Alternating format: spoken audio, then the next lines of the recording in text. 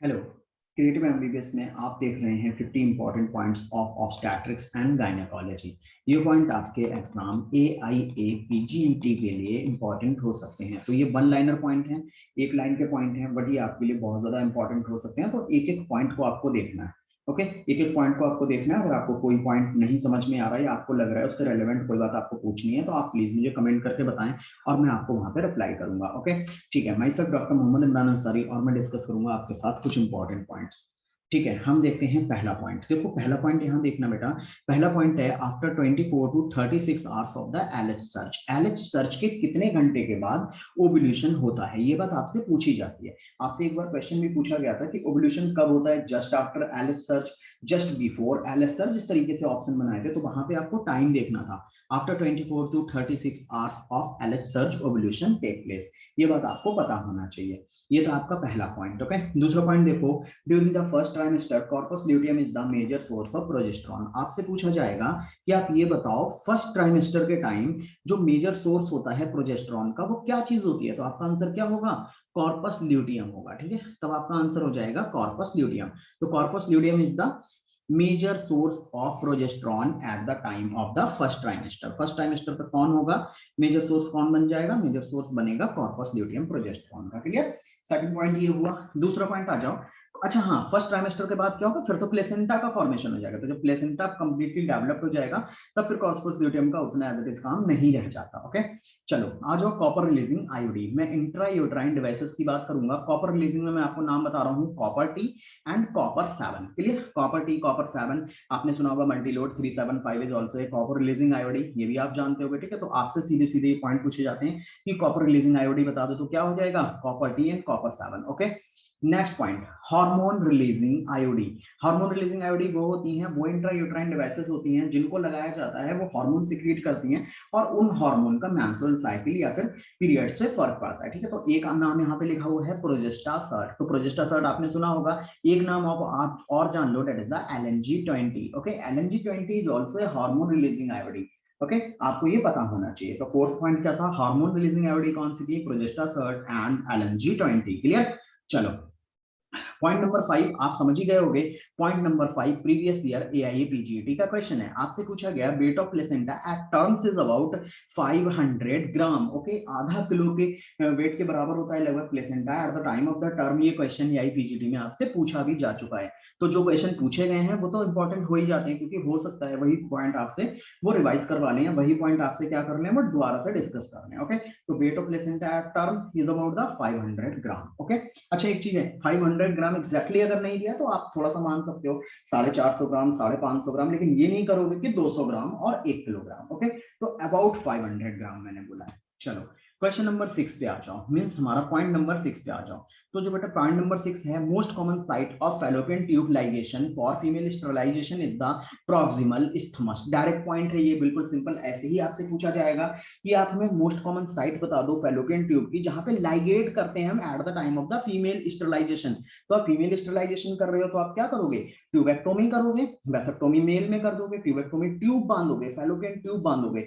तो ट्यूबेक्टोमी आप फीमेल में कर रहे हो तो कौन सा वाला पार्ट में आप बांधते हो, आप प्रॉक्सिमल इस्थमस पार्ट बांधते हो। ये पॉइंट आपसे सीधे सीधे ऐसे ही पूछा जाएगा। ओके, चलो नेक्स्ट पॉइंट आप देख के बता सकते हो। Blood volume during pregnancy increase about the 30 to 40%। 30 to 40% blood volume increase कर जाता है। ठीक है, ये पॉइंट आपसे पूछा गया है AIPGT 2018 में। AIPGT 2018 में आपसे पूछा गया blood volume during pregnancy increases about the 30 to 40%। Clear, ये बात सातवां पॉइंट आप अच्छे से याद रखोगे, प्रीवियस पॉइंट है। चलो point number 8। Point number 8 is the during pregnancy the plasma volume increases by the 50%। अच्छे से याद रखना, जो प्लाज्मा वॉल्यूम है वो अबाउट कितना इंक्रीज कर जाता है, 50% इंक्रीज कर जाता है। देखो क्या होता है, जब वहां पे बेबी डेवलप हो रहा होता है, जब फीटल डेवलपमेंट चल रहा होता है, तो वहां पे बहुत रिक्वायरमेंट पड़ती है फ्लूइड की। इसलिए उस फ्लूइड को कंपनसेट करने के लिए प्रेगनेंसी में जो प्लाज्मा वॉल्यूम है वो कितना बढ़ जाता है, अबाउट 50% इंक्रीज कर जाता है। क्लियर, चलो अगला पॉइंट आ जाओ। अगला पॉइंट है during pregnancy tidal volume increases about the 40%। Tidal volume आप समझते होगे, नॉर्मल जितना भी आप अमाउंट ऑफ एयर ले रहे हो, नॉर्मल वॉल्यूम ऑफ एयर ले रहे हो नॉर्मल, और जितना नॉर्मल आप निकाल रहे हो उसे आप क्या बोलते हो, टाइडल वॉल्यूम बोलते हो, ठीक है। तो टाइडल वॉल्यूम प्रेगनेंसी का टाइम क्या हो जाता है, 40% तक इंक्रीज कर जाता है, सोचो। ओके, तो ये बात आपको पता होना चाहिए। Point number 10, volume of amniotic fluid is maximum between the 34 to 36 weeks of the pregnancy। ठीक है, तो ये बात आप पता कर लो। ये क्वेश्चन मैंने अपनी टेस्ट सीरीज में भी पूछा था कि ये बता दो कि amniotic fluid का जो वॉल्यूम होता है वो मैक्सिमम किस टाइम पे होगा। मैक्सिमम होगा 34 to 36 week of the pregnancy. ये पॉइंट मैंने पूछा था और ये कहीं ना कहीं क्वेश्चन आया हुआ भी है कि amniotic fluid का जो वॉल्यूम है वो मैक्सिमम कब होगा, 34 to 36 weeks of the pregnancy होगा, ठीक है। तो ये भी आपके लिए इंपॉर्टेंट पॉइंट है। अगला पॉइंट आ जाओ।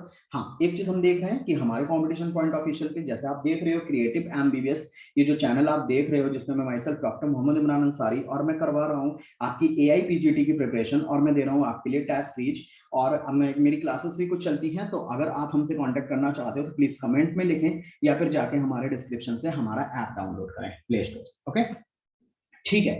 पॉइंट नंबर 11 पे आते हैं, जल्दी जल्दी आ जाओ। पॉइंट नंबर 11 की हम डिस्कशन करेंगे। पॉइंट नंबर देखो बेटा 11 क्या है, पॉइंट नंबर 11 ये है changes of shape of uterus during the pregnancy. देखो यूट्रस जो होता है ना, वो पहले कैसा होता है, बहुत छोटा साइज उसका होता है। धीरे धीरे ग्रेजुअली जैसे जैसे प्रेगनेंसी के डेज बढ़ते चले जाते हैं, जैसे जैसे फीटल डेवलपमेंट होता चला जाता है, वैसे वैसे यूट्रस का शेप क्या होता है, चेंज होता चला जाता है। क्लियर। तो आपसे ये पॉइंट हो सकता है कभी ऑब्जेक्टिव क्वेश्चन बना के वो पूछ लें कि नॉन प्रेग्नेंट यूट्रस कैसा होता है, पायरीफॉर्म होता है। मतलब अगर नॉन प्रेग्नेंट यूट्रस की बात करो तो कैसा होगा, पायरीफॉर्म होगा, ठीक है। और 12 वीक्स पे यूट्रस कैसा हो जाएगा, ग्लोबुलर टाइप का हो जाएगा, ठीक है। अगर आप 28 वीक की बात करो, 28 वीक ऑफ द गेस्टेशन बात करो, तो यूट्रस का साइज शेप जो होगा वो ओवल होगा। क्लियर। और 36 वीक पे चले जाओ तो एकदम स्फीयर की तरह हो जाएगा या फिर स्फेरिकल हो जाएगा। क्लियर। ये चीज आप अच्छे से याद रखोगे, ये पॉइंट आप नोट कर लो, और ये इंपॉर्टेंट हो सकता है आपके लिए। आपसे शेप ऑफ यूट्रस या changes of shape of uterus आपसे ड्यूरिंग द प्रेगनेंसी पूछे जा सकते हैं। क्लियर। चलो अगला पॉइंट आ जाओ, and the point number is the 12 palmar's sign. Palmar sign देखना क्या होता है, पामर साइन एक प्रेगनेंसी का साइन होता है, और ये बताता है कि प्रेगनेंसी, आप मतलब कह सकते हो कि हाँ प्रेगनेंसी, बट आप एब्सोल्यूट नहीं कह सकते। आप कह सकते हो कि प्रेगनेंसी हुई है। तो पामर साइन समझ लो क्या है, regular and rhythmic contraction of the uterus. आपको रेगुलर और रिदमिक कॉन्ट्रैक्शंस देखने को मिलेंगे यूट्रस के अंदर, और ये साइन बोला जाता है that is the palmar sign. इसे आप क्या बोलोगे, पामर साइन बोलोगे। ओके, चलो ये प्रेगनेंसी साइन इंपॉर्टेंट है आपके लिए, प्रेगनेंसी साइन पूछे जा सकते हैं एग्जाम में। Okay, next slide. ओके, देखो नेक्स्ट स्लाइड में हम देखते हैं कि हमारी नेक्स्ट स्लाइड में क्या चीज है, 13 पॉइंट देखते हैं। Tried of ectopic pregnancy. आप एक्टोपिक प्रेगनेंसी के बारे में जानते होंगे, प्रेगनेंसी यूट्रस के अलावा किसी और जगह पे हो जाए, स्टैब्लिश हो जाए, उसे आप एक्टोपिक बोल रहे हो। तो ट्राइड इसमें क्या होगा, ट्राइड में देख लो आप, एमिनोरिया देखने को मिलेगा आपको, एब्डोमिनल पेन मिलेगा और वेजाइनल ब्लीडिंग मिलेगी। आपको तीन चीजें मिलती हैं एक्टोपिक प्रेगनेंसी के केस में। आपको एमिनोरिया देखने को मिलेगा, ओके, एब्डोमिनल पेन देखने को मिलेगा, और आपको देखने को मिलेगी vaginal bleeding. And abdominal pain is the most common symptom. Abdominal pain यहाँ पे क्या होगा, मोस्ट कॉमन सिम्टम होगा, ठीक है। तो ये बात पता करना आपको। चलो क्वेश्चन नंबर 14 पे, पॉइंट नंबर 14 पे आ जाओ बेटा, S inhibitors and ARB. Okay, ACE inhibitor and ARB। ACE inhibitor बोले तो angiotensin converting enzyme inhibitor and ARB angiotensin receptor blockers। देखो एक चीज याद रखना, जो ACE inhibitor होते हैं और जो ARBs होते हैं, ये दिए जाते हैं हाइपरटेंशन में।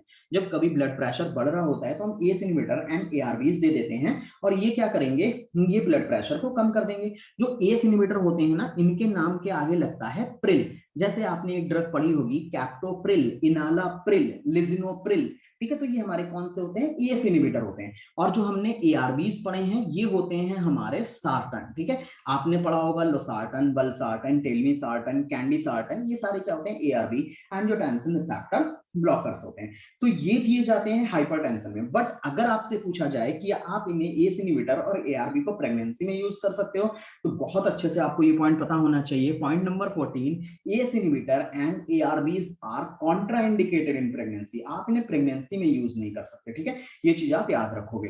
अब आ जाओ 14 के बाद आप 17 पॉइंट देख लो। 17 पॉइंट में है, in the pregnancy hypertensive drugs are, आप डिपिन्स दे सकते हो और बीटा ब्लॉकर्स दे सकते हो। आप डिपिन्स यूज कर सकते हो और क्या यूज कर सकते हो आप, बीटा ब्लॉकर्स यूज कर सकते हो, बट आप एस इनहिबिटर एंड एआरबीज नहीं ले सकते। These are the contraindicated in the pregnancy. Clear? चलो पॉइंट नंबर 15 पे आ जाओ। Point number 15 and point number 15 is the chloroquine is safe in pregnancy. Chloroquine आप प्रेगनेंसी में दे सकते हो, this is the safest drug in the pregnancy. Pregnancy में क्लोरोक्वीन आप इजीली दे सकते हो। ओके चलो पॉइंट नंबर 16 देख लो। पॉइंट नंबर 16 देखो बेटा जल्दी से। पॉइंट नंबर 16 क्या है? पॉइंट नंबर 16 समझना, RH incompatibility may be seen in when the mother is RH negative and father is the RH positive। कभी आपसे पूछा जाए कि RH incompatibility आप देख रहे हो कि जो RH के बीच में जो रिएक्शंस हो जाएं RH फैक्टर के बीच में, तो आपको कहाँ पे इजीली देखने को मिलती है? तो आपको देखने को मिलेगी जब मदर RH नेगेटिव हो और फादर क्या हो जाए, RH पॉजिटिव हो। तो यहाँ पे चांसेस बनते हैं कि वहां पे RH इनकॉम्पेटिबिलिटी आपको देखने को मिलेगी। क्लियर? तो ये पॉइंट आपके लिए इंपॉर्टेंट है। और एक पॉइंट फिर मैं बता दे रहा हूँ, ACE inhibitor and ARBs are the contraindicated in the pregnancy. Okay चलो नेक्स्ट पॉइंट पे आ जाओ। ठीक है, अगला पॉइंट देखो, पढ़ो, सिंपल सा पॉइंट है, teratogenic effects are maximum during the first trimester. ये बात आपको पता होगी डॉक्टर्स, ये बात आप जानते होंगे कि ट्रैटोजेनिक इफेक्ट्स जो होते हैं वो मैक्सिमम होते हैं कब? फर्स्ट ट्राइमेस्टर के टाइम। इसका भी मैं आपको रीजन बता दूं। इसका रीजन ये है कि जो हमारा फर्स्ट ट्राइमेस्टर है ना, फर्स्ट ट्राइमेस्टर का डेवलपमेंट बहुत ज्यादा तेज चल रहा होता है, बहुत तेज डेवलपमेंट चल रहा होता है फीटस का। तो क्या होता है, ट्रैटोजेनिसिटी मतलब एबनॉर्मेलिटीज आपको फर्स्ट ट्राइमेस्टर में ज्यादा देखने को मिलती है। इसलिए एबनॉर्मेलिटी किसी ड्रग से मिल सकती है, तो आप उन ड्रग्स को क्या कर देते हो, कॉन्ट्राइंडिकेटेड कर देते हो during the time of the pregnancy. Clear? तो ट्रैटोजेनिसिटी आपको सबसे पहले कब देखने को मिलेगी? फर्स्ट ट्राइमेस्टर के टाइम देखने को मिलेगी आपको। ठीक है, ये बात आपको पता होगी। चलो क्वेश्चन नंबर 19 आ जाओ। हाँ 19 देखते हैं हम। Most common site for adenocarcinoma of vagina is the anterior wall of vagina. कभी भी आपसे पूछा गया, डायरेक्टली आपसे पूछा जाएगा, most common site of the adenocarcinoma of the vagina, anterior wall, posterior wall, lateral wall और पीछे वाला सरफेस या आगे वाला सरफेस, ऐसे करके आपसे ऑप्शंस बनाए जाएंगे। तो आंसर क्या हो जाएगा? Anterior wall of vagina. Clear? ये चीज आपको ऐसे ही एज इट इज पता होना चाहिए। Point number 20 most important point, और क्या क्या क्वेश्चन पूछे गए वो मैं आपको बता दूं। पहला क्वेश्चन तो आपसे यही पूछा गया कि गार्डनर सिस्ट आपको कहां पे देखने को मिलती है? तो गार्डनर सिस्ट आपको देखने को मिलती है वेजाइना में। एक पॉइंट तो आपसे सीधे ही यही पूछा गया कि गार्डनर सिस्ट आपको कहां मिलेगी, तो आंसर क्या होगा? वेजाइना में देखने को मिलेगी। अब आगे का क्वेश्चन क्या पूछा जाएगा? Most common site of Gartner cyst of vagina is the anterolateral wall of vagina. क्या हो जाएगा? Anterolateral wall of vagina. तो पहला पॉइंट आपसे पूछा जाएगा कि गार्डनर सिस्ट आपको कहां देखने को मिलती है? आंसर होगा वेजाइना में। और गार्डनर सिस्ट की मोस्ट कॉमन साइट क्या होगी? बेटा अच्छे से याद रखना doctor, this is the important point for you, anterolateral wall of the vagina. ये पॉइंट आपको याद रखना है। ओके चलो पॉइंट नंबर 21 पे आते हैं। Point number 21 most common site of, ये ऑफ होगा, most common site of endometriotic cyst and inclusion cyst क्या होगी? पोस्टीरियर वॉल ऑफ वेजाइना होगी। यहीं पे दोनों कंट्रास्ट पॉइंट आप देख लो। Point number 20 and 21 both are the contrast point. Most common site of Gartner cyst क्या हो जाएगी? Anterolateral wall of the vagina. And most common site of endometriotic cyst या इंक्लूजन सिस्ट क्या हो जाएगी? पोस्टीरियर वॉल ऑफ वेजाइना हो जाएगी। ठीक है, तो ये पॉइंट है जो आपसे हो सकता है कभी एग्जाम में पूछे जाए। Point number 22। Okay point number 22 देखो जल्दी से बेटा, जल्दी जल्दी पॉइंट नंबर 20 देख लो। Mittelschmerz is the mid cycle pain taking place at the time of the ovulation. देखो क्या होता है, कभी कभी फीमेल्स में कुछ मिड साइकिल पेन देखने को मिलते हैं। ठीक है, तो कभी कभी ये बोल दिया जाता है कि कभी कभी जब मिड साइकिल पेन देखने, जैसे मान लिया 1 से 5 दिन या 3 से 5 दिन पेन हुआ, ठीक है, उसके बाद पेन नहीं होगा, फिर पेन आपको मिड साइकिल में देखने को मिलता है, तो आप कभी कभी अंदाजा लगा लेते हो कि ये ओव्यूलेशन की वजह से हो रहा होगा, तो इसे कहा जाता है मिसल मर्ज। ठीक है, इसे मिसल मर्ज पेन कहा जाता है या मिड साइकिल पेन बोला जाता है। हो सकता है कभी पूछ ले, तो आप इस पॉइंट को थोड़ा सा याद रखोगे। Okay point number 23। Point number 23 is the fallopian tubes are lined by the ciliated columnar epithelium. आप समझते होंगे सीलिएटेड क्यों रखी, क्योंकि आपको क्या करना है, ओवम को वहां से लेके जाना है। तो ओवम को मूवमेंट क्या करोगे? ओवम के पास कोई स्यूडोपोडिया तो है नहीं, ओवम के पास कोई सीलिया या फ्लैजिला तो है नहीं, तो आपको सीलिया एंड फ्लैजिला कहां पे रखना पड़ेंगे?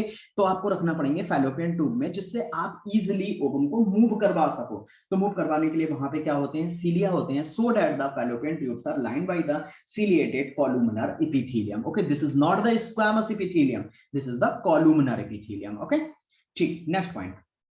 Most common site for the genital tuberculosis is the fallopian tube. आपने देखा होगा मोस्ट कॉमन, अगर इनफर्टिलिटी के आप केसेस देखते हो तो वहां पे आप फैलोपियन ट्यूब ब्लॉकेज बहुत ज्यादा देखते हो। तो जब भी फैलोपियन ट्यूब ब्लॉकेज देखा जाता है तो वहां पे ये चेक करा जाता है कहीं ऐसा ना हो इन्हें जेनाइटल ट्यूबरकुलोसिस हो गई हो। ठीक है, तो जेनाइटल ट्यूबरकुलोसिस जो है एक मोस्ट कॉमन कॉज कह सकते हो आप फैलोपियन ट्यूब ब्लॉकेज का। तो मोस्ट कॉमन साइट क्या होगी जेनाइटल ट्यूबरकुलोसिस की?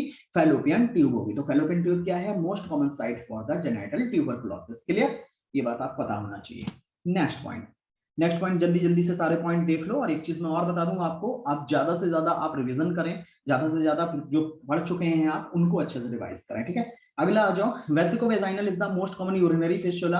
आपसे पॉइंट ये पूछा जा सकता है कि आप ये बता दो मोस्ट कॉमन यूरिनरी फिस्टुला कौन सा होगा, तो आंसर होगा vesicovaginal. Vesicovaginal is the most common urinary fistula. ठीक है, चलो मैंने आपको पढ़ाया था, बहुत से टर्म बताए हैं मैंने। स्ट्रॉबेरी टंग बताया मैंने, स्ट्रॉबेरी सर्विक्स बताया, और भी मैंने बहुत चीजें बता दी। स्ट्रॉबेरी वेजाइना, इनफैक्ट आप सर्विक्सम वेजाइना स्ट्रॉबेरी यहीं पे आप पढ़ेंगे। ठीक है, मैंने आपको स्ट्रॉबेरी से रिलेटेड और भी चीजें बताई थी। ठीक है, स्ट्रॉबेरी म्यूकोसा भी बताई होगी। तो स्ट्रॉबेरी सर्विक्स की अगर हम बात करें तो आप अच्छे से समझना, जो स्ट्रॉबेरी सर्विक्स होती है वो होती है ट्राइकोमोनियासिस के इन्फेक्शन में। ठीक है, ट्राइकोमोनियासिस के इन्फेक्शन में, और ट्राइकोमोनियासिस का इन्फेक्शन कौन कॉज करेगा? ट्राइकोमोनास वेजाइनलिस कॉज करता है, और इसकी वजह से आपको स्ट्रॉबेरी सर्विक्स या वेजाइना देखने को मिलती है। क्लियर? ये पॉइंट आपको याद रखना है। ओके, अगला आ जाओ। अगला है the phagocytic cells present in the placenta are the Hofbauer cell. ठीक है, जैसे आप फैगोसिटिक सेल अलग अलग जगहों पे अलग अलग नाम पढ़ते हो। जैसे आप डस्ट सेल कहाँ पढ़ते हो? डस्ट सेल आप लंग्स में पढ़ते हो। लिवर में चले जाओ तो आप कफर सेल्स पढ़ते हो। तो उसी तरीके से प्लेसेंटा के अंदर अगर आप देख रहे हो फैगोसिटिक सेल को, तो आप नाम उसको क्या दोगे? हाफ ओवर सेल दोगे। ठीक है, तो Hofbauer cell is present in the placenta and these are the phagocytic cells. Okay, वो क्या हो जाएंगी? फैगोसिटिक सेल्स हो जाएंगी। ठीक है, point number 28, life span of the RBC. आपको पता होगा जो नॉर्मल आरबीसी हम लोगों के अंदर है, उस आरबीसी का जो लाइफ स्पैन है दैट इज द 120 डेज, 120 दिन। बट अगर फीटल आरबीसी की हम बात करें तो फीटल आरबीसी का जो लाइफ स्पैन होगा वो क्या होगा? 80 डेज के आसपास होगा, 80 दिन के आसपास होगा। तो ये बात आपको अच्छे से पता होना चाहिए। Life span of fetal RBC is about the 80 days. Clear? दो एक एक पॉइंट हम देखते चल रहे हैं, एक एक पॉइंट आप समझते चलो। वीडियो को आप पॉज करके या बैक करके आप कैसे भी देख सकते हो। आप चाहो तो वीडियो को थोड़ा सा स्लो करके भी देख सकते हो, बट आप इन पॉइंट्स को जरूर याद रखें। Next point is the point number 29। Okay, point number 29 broad, हाँ इंपॉर्टेंट पॉइंट, बहुत कंफ्यूज करता है आपको। और जब मैंने लेक्चर लिया था ligament and supports of uterus वगैरह पे, तो उसमें मैंने ये बात आपको बताई थी कि broad ligament is not the support of uterus. ये एक फॉल्स सपोर्ट होती है, ये सपोर्ट नहीं है यूट्रस की। यूट्रस की मैंने आपको कई सपोर्ट बताई थी, फाइब्रस सपोर्ट बताई थी, फाइब्रोमस्कुलर सपोर्ट बताई थी, but broad ligament is not the support of uterus. ये बात आपको पता होना चाहिए। ओके, तो एक पॉइंट आपसे पूछा भी जाता है कि which of the following is not the support of uterus, तो उसमें आंसर क्या होता है? उसमें आंसर होता है ब्रॉड लिगामेंट। ओके, चलो पॉइंट नंबर 30। पॉइंट नंबर 30 भी एक इंपॉर्टेंट पॉइंट है, क्योंकि इसमें मैंने सारे लिगामेंट आपके लिए लिख दिए हैं। एक लिगामेंट होता है ट्रांसवर्स सर्वाइकल लिगामेंट, इसी को कहा जाता है cardinal ligament and Mackenrodt ligament. ठीक है, तो ये बात आप याद रखोगे। Uterosacral ligament, pubocervical ligament and round ligament, these are the primary support of uterus. तो प्राइमरी सपोर्ट ऑफ यूट्रस कभी आपसे पूछा जाए तो क्या बताओगे? Transverse cervical ligament, uterosacral, pubosacral and round ligament of uterus, these are the primary support of the uterus. Clear? ये बात आपको पता होना चाहिए। चलो point number 31, during the pregnancy haemoglobin concentration decreases by the 2 gram percent. Okay, तो 2 ग्राम percent क्या हो जाता है? हीमोग्लोबिन कॉन्सेंट्रेशन क्या हो जाएगा? ड्यूरिंग द प्रेगनेंसी कम हो जाता है। इसलिए आप बोलते हो कि जो फीमेल्स होती हैं, प्रेग्नेंट फीमेल्स होती हैं, उन्हें एनीमिक होने के चांसेस ज्यादा होते हैं, क्योंकि उनके अंदर अपने आप से ही हीमोग्लोबिन का कॉन्सेंट्रेशन क्या होने लगता है?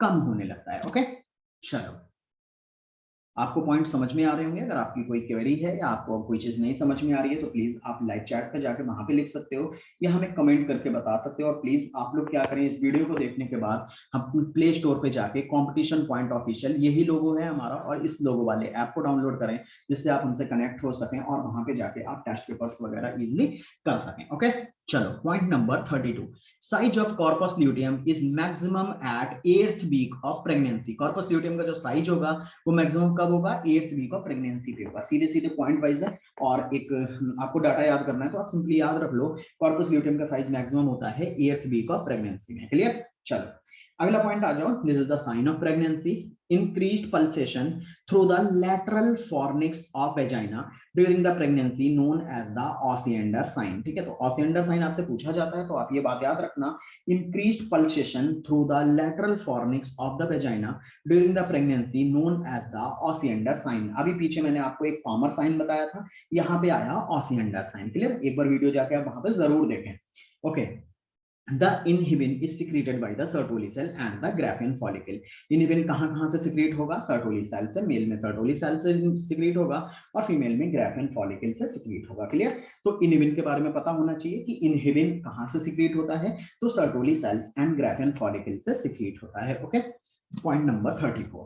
पॉइंट नंबर 35 पे आ जाओ, पॉइंट नंबर 35 पे आ जाओ। फिर मैं एक प्रेगनेंसी साइन बता रहा हूं बेटा, पॉइंट नंबर 35 आप देखना, ये फिर से एक प्रेगनेंसी साइन है और ये आपको पता होना चाहिए, सॉफ्टनिंग ऑफ सर्विक्स। ठीक है, softening of cervix during the pregnancy known as the Goodell sign.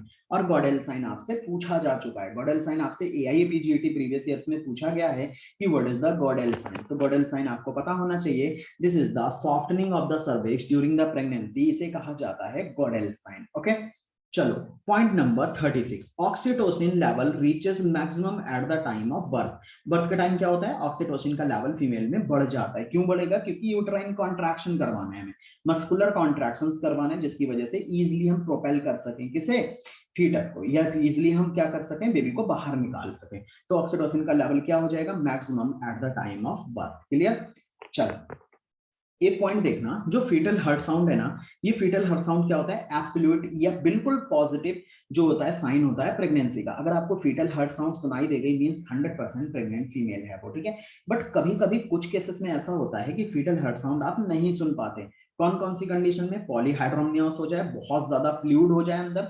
ठीक है, दूसरी चीज फैटी एब्डोमेन, एब्डोमेन में इतना फैट है, इतनी फैट जमा है कि आप इजीली उनके वाइब्रेशंस को फील नहीं कर पा रहे हो। ठीक है, या कोई मान लिया आईयूडी वगैरह, ठीक है, यूज हो रही हो वहां पे। और एक चीज और याद रखना, इंट्रा यूट्राइन डेथ हो गई है, सॉरी इंट्रा यूट्राइन डेथ है अगर, तो मान लिया कोई फीटस है, डेथ ऑफ फीटस हो गई है, तो फीटस की मतलब जब डेथ हो गई तो आपको वहां पे फीटल हार्ट साउंड सुनाई नहीं मिलेगी, क्योंकि वहां फीटस तो होगा बट उसकी साउंड नहीं होगी। ठीक है, तो आपसे कभी पूछा जा सकता है कि फीटल हार्ट साउंड कहाँ कहाँ नहीं मिलेंगी, पॉलीहाइड्रोमनियस कंडीशन में नहीं मिलेगी, फैटी एब्डोमेन के केस में नहीं मिलेगी। ओके, चलो पॉइंट नंबर 38। ओके, फील, मुझे लग रहा है कि आपको अच्छा लग रहा होगा इस तरीके से पॉइंट्स बताना, और आपको कैसा लग रहा है प्लीज हमें कमेंट करके जरूर बताएं कि आपको हमारे इस तरीके के पॉइंट्स कैसे लग रहे हैं। और अगर आपको लग रहा है किसी पर्टिकुलर सब्जेक्ट में आपको इस तरीके के पॉइंट्स और चाहिए, इस तरीके की वीडियोस और चाहिए, तो प्लीज हमें जरूर बताएं, ताकि हम कोशिश करें कि आपके लिए कुछ और अच्छा कर सकें। Okay, point number 38, autosomal trisomy is the most common chromosomal abnormality responsible for the abortion. ठीक है, देखो ऑटोसोमल ट्राइसोमी की बात करें, क्या आप बता सकते हो कोई ऑटोसोमल ट्राइसोमी? आप जानते हो डाउन सिंड्रोम 21st क्रोमोसोम की ट्राइसोमी की वजह से हो रहा है, जिसमें क्या होते हैं, ये रिस्पॉन्सिबल होता है एबॉर्शन करवाने के लिए। तो ऑटोसोमल ट्राइसोमी आप बहुत अच्छे से जानते हो बेटा, आप अच्छे से जानते हो डाउन सिंड्रोम की, डाउन सिंड्रोम में क्या होती है, 21st क्रोमोसोम की ट्राइसोमी हो जाती है, वो तो ऑटोसोम ही है ना वो। तो autosomal trisomy is the most common chromosomal abnormality responsible for the abortion. Clear? चलो, fetal heart sound, fetal movements and skeleton seen in the X-ray is the absolute या positive sign of the pregnancy. कभी आपसे पूछा जाए कि positive sign क्या होते हैं, तो बेटा पॉजिटिव साइन वो होते हैं जो 100% श्योरिटी दिखाते हैं कि मदर प्रेग्नेंट है। क्लियर, तो फीटल हार्ट साउंड हो गया, उसमें एक फीटल मूवमेंट्स हो गया, और जब आप एक्सरे करोगे तो एक्सरे पे आपको एब्सोल्यूट या पॉजिटिव साइन माना जाता है, और वहां पे आपको क्या दिखाई देगा, फीटस का स्केलेटन या फीटस के बोन्स दिखाई देंगे। बट आप एक्सरे रिकमेंड नहीं करते, क्योंकि एक्सरे की वजह से क्या हो सकती है, ट्रैटोजेनिसिटी हो सकती है, तो एक्सरे कॉन्ट्राइंडिकेटेड होते हैं प्रेगनेंसी में। ओके, चलो point number 40, fertilization of two ova released in the different ovarian cycle is known as the superfetation. दो पॉइंट हैं, एक superfetation एंड superfecundation। ओके, तो इन दोनों पॉइंट को आप साथ साथ देखोगे कि ओवा, fertilization of the two ova released in the different ovarian cycle में तब जाके अगर दो बेबी बन रहे हैं तो आप इसे बोलोगे superfetation। ओके, और नेक्स्ट पॉइंट पे आ जाओ, fertilization of the, next point देखना बेटा, fertilization of the two different ova released in the same ovarian cycle by the separate act of the coitus. ठीक है, मतलब दो डिफरेंट ओवा निकल रहे हैं एक ही ओवेरियन साइकिल में, और दो सेपरेट एक्ट ऑफ क्वाइटस के टाइम वहां पे देखने को मिल रहे हैं दो बेबी का फॉर्मेशन, इसे बोला जाता है सुपरफिकंडेशन। इसे क्या बोला जाता है, सुपरफिकंडेशन। तो सुपरफिटेशन है सुपरफिकंडेशन, दो चीजें आप जरूर देखोगे। ओके, चलो अगला पॉइंट आ जाओ, normal duration of menstruation is 3 to 5 days. Simple point है, सबको पता होगा। नॉर्मल जो मेंस्ट्रुएशन पीरियड होता है या जो ब्लीडिंग पीरियड होता है 3 to 5 डेज होता है। एंड ब्लड लॉस जो होगा यूजुअली 50 ml के आसपास होता है, ठीक है। तो 50 ml के आसपास ब्लड लॉस होता है और 3 to 5 डेज तक चलता है। ओके, चलो ये बात सबको पता होगी। अगला पॉइंट आ जाओ, सब mucosa is absent in the cervix. ये बात याद रखना, थोड़ा सा याद रखना, सब म्यूकोसा जो होती है वो सर्विक्स में नहीं पाई जाती। क्लियर, ये चीज आप याद रखोगे। ओके, अगला आ जाओ, most common genital infection in female is the candidiasis. कभी आपसे पूछ लिया जाए कि मोस्ट कॉमन जेनिटल इन्फेक्शन क्या होगा फीमेल के अंदर, तो आंसर क्या करोगे, कैंडिडियासिस करोगे। आप बताओगे कि कैंडिडा का इन्फेक्शन मोस्ट कॉमन होता है फीमेल के जेनिटल ट्रैक्ट के लिए, ठीक है। चलो point number 45, oestrogen deficiency vaginitis known as the senile vaginitis. ये डायरेक्टली एक पॉइंट है, आप सिंपली याद कर लो। ईस्ट्रोजन की डेफिशिएंसी की वजह से जो वेजिनेटिस होती है उसे सेनाइल वेजिनेटिस बोला जाता है। क्लियर, चलो पॉइंट नंबर 46 बेटा समझना। पॉइंट नंबर 46 क्या है, बिफोर ओवुलेशन एलएचएन। हाँ, इंपॉर्टेंट पॉइंट, मैंने कहा था अभी स्टार्टिंग में जब मैं पहला पॉइंट आई थिंक पढ़ा रहा था तो मैंने कहा था कि मैं आगे भी बताऊंगा। देखो जो ओवुलेशन होता है ना उस टाइम एलएच और एफएसएच सर्ज दोनों होते हैं, बट जो ओवुलेशन होता है वो ओनली एलएच सर्ज की वजह से होता है। ये बात आप याद रखना।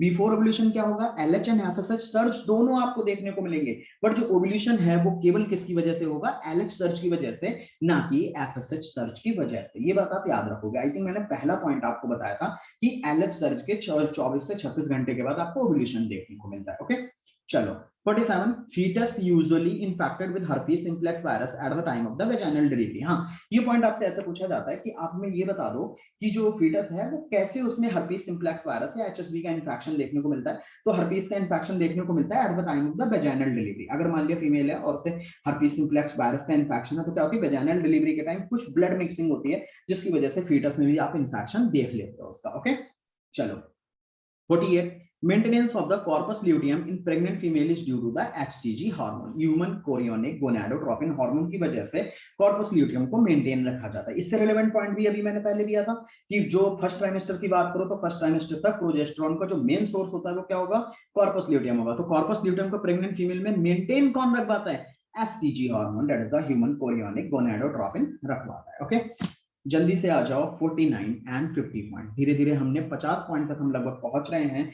अब चलते हैं स्पॉल्डिंग साइन। देखो स्पॉल्डिंग साइन क्या होता है, क्या होता है ना, कभी कभी ऐसा होता है फीटस की डेथ हो जाती है यूट्रस के अंदर, और डेथ होने के बाद क्या होता है 3 4 5 6 7 दिन हो गए, ठीक है। तो उसके बाद क्या होगा, जो फीटस की स्कल होंगी, जो स्कल बोन होंगी ना, वो एक दूसरे के ऊपर न्यू ओवरलैप कर जाएंगी। जब वो ओवरलैप कर जाती हैं उसी को कहा जाता है स्कल प्लेट्स का ओवरलैप कर जाना, और इसी साइन को बोला जाता है स्पॉल्डिंग साइन, ठीक है। तो स्पॉल्डिंग साइन क्या होता है, overlap of the skull plates in the fetus, और ये 7 दिन, डेथ होने के 7 दिन के बाद दिखाई देता है। तो यूट्रो डेथ में देखने को मिलता है ये स्पॉल्डिंग साइन। ओके, याद रखना आप।